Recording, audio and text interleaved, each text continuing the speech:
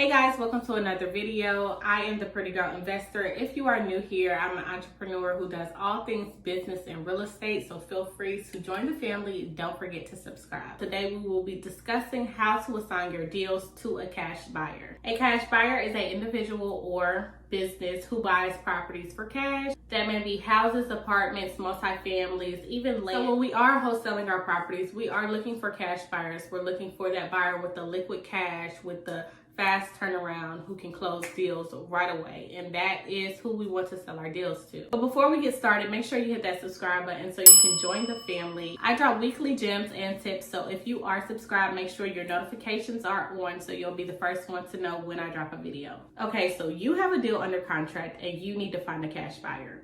Before you find a cash buyer, you need to have a few things in order first. Before you do your property walkthrough, you need to know what you are looking for. So once you go to a property, you want to make sure that you are taking pictures of the exterior of the house. This is the front of the house. Make sure you are standing back far enough so you can get the whole picture of the front of the house. Once you get the front of the house, you want to also make sure you are taking video of the front of the house as well. If I go to visit a property, I'm going to take pictures of the front of the house, but I'm also going to record video of the front of the house as well, because in my mind, I'm going to try my best to not get my buyer to want to walk through the property.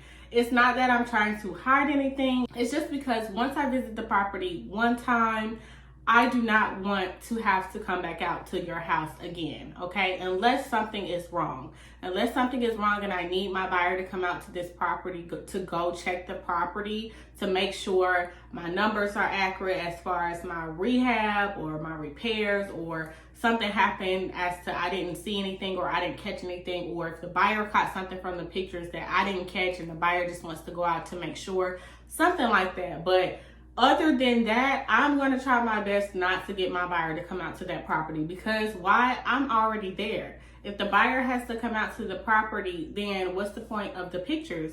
What is the point of you taking pictures to send your buyers, and what is the point of you taking videos to send your buyers? So you want to make sure you are taking enough pictures and enough videos that your buyer does not even have to go out to see this property. Your buyer literally has saw enough of this property, actually. So they have seen every single room of this property. They have seen the floor, they've seen the roof, they've seen every single thing, to where your buyer can literally give you a number over the phone or through your email, however you're communicating with your buyer. They can give you a number virtually without even going to see the property. And that's how you know if you're dealing with an experienced buyer at the same time, because not all buyers need to go out to see your properties. If you have taken enough pictures and enough videos. Now, when I say enough pictures and enough videos, they have to be good pictures and good videos. They cannot be blurry. What you will need is a high quality phone or video camera. Now, if your phone is cracked, damaged, and you're trying to take pictures with it, that isn't a good idea for wholesaling real estate. You may want to hire somebody else to take your pictures for you, like a freelancer, but do not send your buyers blurry pictures and blurry videos, or pictures that aren't good, because then they'll want to come out to the property, which is nothing wrong with that. It just doesn't look good. You just don't want to send your buyers bad quality. But I want to make sure that the buyer sees the house, the driveway, the street, the location surrounding the house. So I will show like the neighborhood as well, just to see what type of area, let them get a feel of what type of area the house is in, okay? So if there's newly built houses across the street, there's construction going on across the street, there's restaurants, things like that, you want to make sure that you're taking pictures of like the outside of the driveway leading into the roads, making sure that they see all of that. You get the side of the house as far as video and pictures, and then you go into the back side of the house, and your job is to get the lot size. So that's what you'll be taking pictures of, the lot size as well as the back of the house, okay? So make sure you get the lot. If it has any zoning at all or anything, you want to make sure that you are getting all of that. Make sure, like I said, you are taking enough pictures so your buyer does not have to go out there at all. Now, when you get into the inside of the house, you want to first start with the room that you are in before you just start walking around and taking pictures of different stuff. So after you get done talking to your seller, you want to ask for permission. Is it okay if I take a few pictures of the property while I'm here? And if they grant you permission, you want to start by taking pictures of the front of the house, the entrance of the house, before you just start picking and choosing different things to take pictures of. But make sure you are taking pictures of the full room as well as the roof, especially if there is damage to the roof.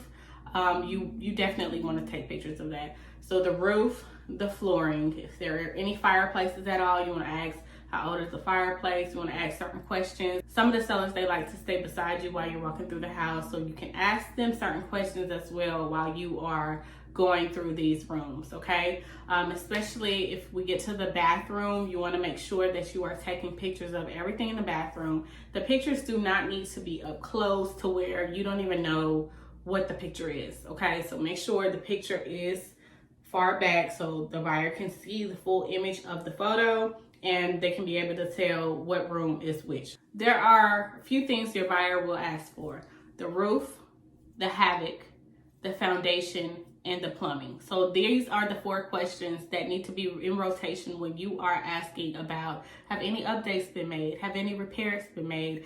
And if they do not specifically give you information about those 4 things, these are things you need to be asking for. These are questions that you need to be asking your sellers.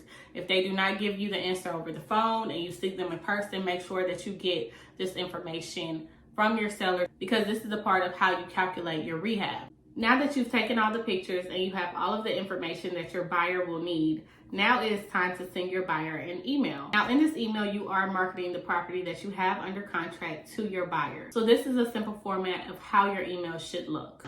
Okay, so here is where we're going to put your buyer's email address, or if you have bulk email or a system to where you can send out an email blast, you don't have to worry about this part because it should already do it for you. But in the subject, we're going to just say property under contract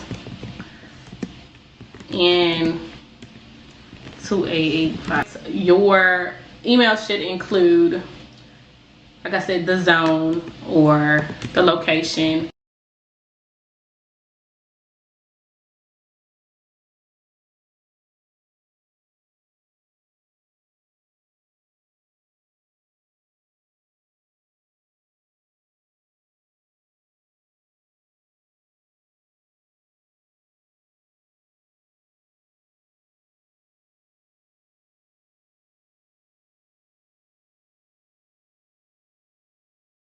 Your photos should be kept on some type of Google Drive or some type of drive or link that is one link and not 50,000 photos that you're sending your buyer at one time, okay? One link only, your drive, a file, something that holds the photos that you can send over to your buyer. So make sure your file is viewable so your buyer can access the photos. Once your buyer is interested and you accept their offer, make sure that your buyer sends EMD to your attorney. And to lock that buyer into that property, make sure that you send your buyer over an assignment contract. Once the assignment contract is signed, you have now found your buyer and you can send all of your contracts to the title company or closing attorney and you are good to close. Now that you have successfully closed your deal, feel free to subscribe, join the family, share and send this video to fellow investors, and I will see you in my next one.